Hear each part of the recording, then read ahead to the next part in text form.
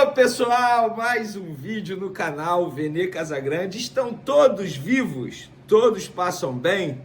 Vocês não precisam ir ao cardiologista se vocês estão vivos. Vocês passaram no teste, porque olha, que emoção! Isso é Flamengo. Se não for na base da emoção, não é Flamengo. Mas olha, não deixe ninguém desmerecer a classificação do Flamengo e dizer que foi na sorte. Não. Foi no sofrimento, sim. Porém, o Flamengo mereceu a classificação e já vou falar isso para vocês. Nós vamos contar todos os detalhes, tudo que foi dito após o jogo. E eu estou aliviado, não vou negar não. Eu fiquei com medo. Mas o Flamengo está na semifinal de uma Libertadores da América. Você tem que comemorar, torcedor. Mas antes, para comemorar essa classificação, digamos, no sofrimento, heróica, nos pênaltis, se inscreva no canal Vene Casagrande, solta o dedo no like, ativa a notificação. Flamengo na semifinal da Libertadores e o canal Vene Casagrande chegando a 400 mil inscritos. É só motivo para comemorar. Não tem por que você não se inscrever no canal, não dar o like no vídeo, não compartilhar esse vídeo com os amigos que torcem para o Flamengo, com os amigos que torcem contra o Flamengo, porque eles secaram. Mas não deu certo, não. Secaram à toa, ficaram acordados até tarde à toa. E muitos secaram. Muitos.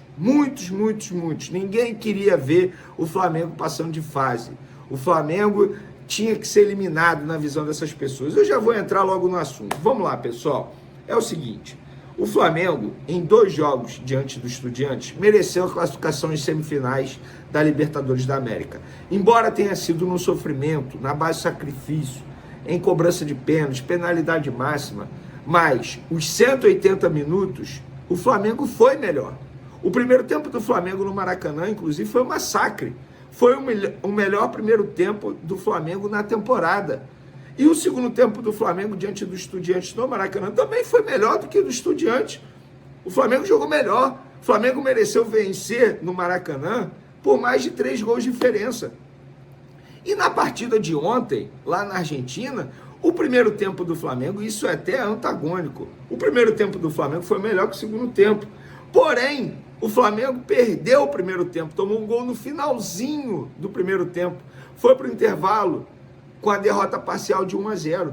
Esse gol, na minha concepção, atrapalhou demais o desempenho do Flamengo no segundo tempo. Mas os 90 minutos do Flamengo foram horríveis.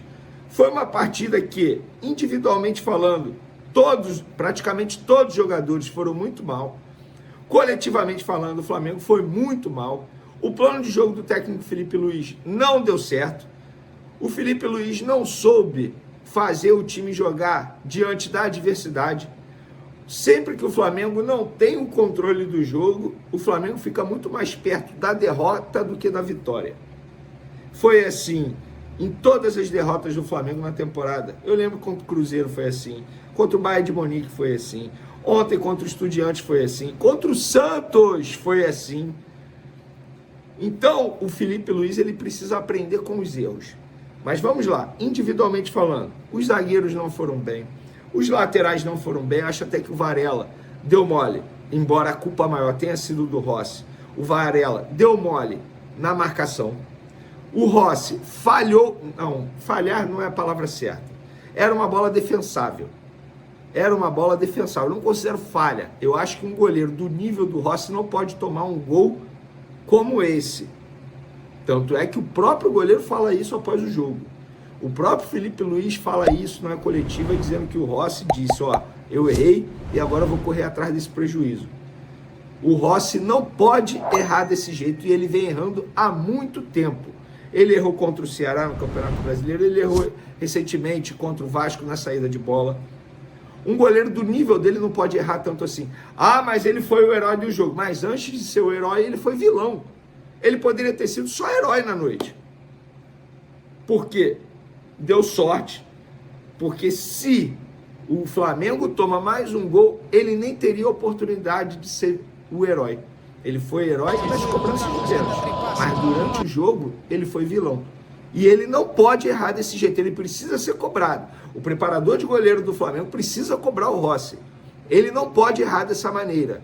O Flamengo, inclusive, eu venho falando isso o ano inteiro, tem que contratar goleiro. Não pode deixar de contratar goleiro para a próxima temporada. E quando eu falo goleiro, não é alguém para chegar e ser reserva, não. É alguém para chegar e ser titular, brigar pela titularidade com o goleiro Rossi. O Rossi entrou numa zona de conforto. Lateral esquerda, Alexandro não foi bem. Meio de campo, o Jorginho fez o pior jogo dele com a camisa do Flamengo. Sentiu, e muito, a falta de ritmo de jogo. Errou passe bobo. Errou uns 5 passes ali que o Jorginho não erra. Para mim, o Saul, dos jogadores de linha, foi o melhor em campo com a camisa do Flamengo, inclusive finalizando a gol, 2 oportunidades. Jogou muita bola novamente o Saul. Eu arrisco a dizer que o Saul foi o melhor do Flamengo em campo, no jogo. Porque o Rossi, ele erra no gol do Estudiantes, depois vira vilão. Mas durante os 90 minutos, o melhor em campo foi o Saul. O Rossi, ele foi o melhor nas cobranças de pênalti. Foi o herói nas cobranças de pênalti. Mas durante os 90 minutos, foi o Saul. A Arrascaeta fez uma partida horrível. Uma partida para o Arrascaeta esquecer na carreira dele. O Samuel Lino também não foi bem, mas eu acho que ele não foi bem, não por causa dele, tal como a Arrascaeta, mas porque a marcação do Estudiantes foi muito bem feita. O Estudiantes fez uma leitura muito boa do jogo do Felipe Luiz e marcou muito bem o Samuel Lino e marcou muito bem o Gonzalo Plata, outro que não conseguiu fazer um bom jogo. Cheguei ao Pedro. O Pedro, por incrível que pareça, ele foi bem naquilo que o Felipe Luiz pedia para ele evoluir, que é a marcação, marcar sob pressão, preencher espaço. Agora, no quesito finalização, que é o melhor do Pedro, ele não foi bem. E não foi bem na Argentina, e não foi bem aqui no Maracanã. Perdendo oportunidades que ele não costuma perder, que ele não pode perder. Seja por soberba, falta de atenção, ou excesso de, enfim, como que eu vou dizer? Excesso, talvez um pouquinho de salto alto, digamos assim, né? Excesso de confiança, talvez. Mas o Pedro não pode errar desse jeito que ele vem errando. O Bruno Henrique não entrou bem. O Carrascal, achei que ele entrou bem no lugar do Arrascaeta. Achei que ele entrou bem. Então, assim, foi uma partida terrível do Flamengo. Horrível do Flamengo. Uma partida para esquecer. Mas o Flamengo está na semifinal da Libertadores. O Flamengo passou de fase. É óbvio que o Felipe Luiz tem muito que aprender, tem muito que evoluir.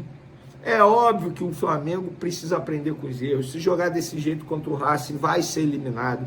Isso é óbvio. Só que a semifinal é só daqui a um mês. Daqui a um mês muita coisa vai acontecer. Um mês atrás, o Palmeiras estava lá numa crise danada, a torcida pedindo a saída do Abel Ferreira. Hoje vive um momento melhor. Daqui a um mês pode estar diferente. O Palmeiras em crise, o Flamengo vivendo um momento melhor. Eu acho que vai ser Palmeiras e Flamengo a final da Libertadores. É achismo. Mas daqui ao mês muita coisa vai acontecer. Onde eu quero chegar? Você, torcedor rubro-negro, você tem que desfrutar do momento. O Flamengo está numa semifinal de Libertadores da América. Poxa, mas sofreu mais do que deveria. Concordo. Mas isso é Libertadores, gente. É num jogo de Libertadores que um time que nem tem tanto potencial assim vai sobressair, que é o caso do Estudiantes, na base da vontade, na base da raça, na base da emoção. Isso é time argentino. O Racing é muito melhor que o Estudiantes. É por isso que eu falo. Se jogar desse jeito contra o Racing, será eliminado. Vai perder. Mas até lá, muita coisa vai acontecer.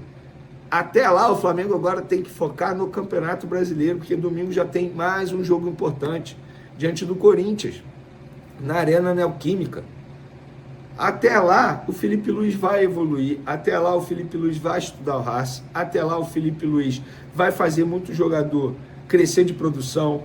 Até lá, o Carrascal vai estar mais entrosado. O Carrascal vai ter mais ritmo de jogo. Até lá, o Pulgar vai ter voltado. E eu acho que o Pulgar vai se tornar titular nesse time. Porque falta nesse time exatamente o que o Pulgar tem. Que é a pegada, que é a mordida. Que é, entre aspas, o jogo sujo.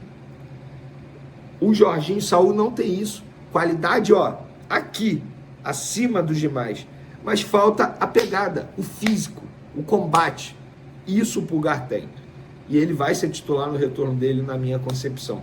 Então, torcedor rubro-negro, desfrute do momento.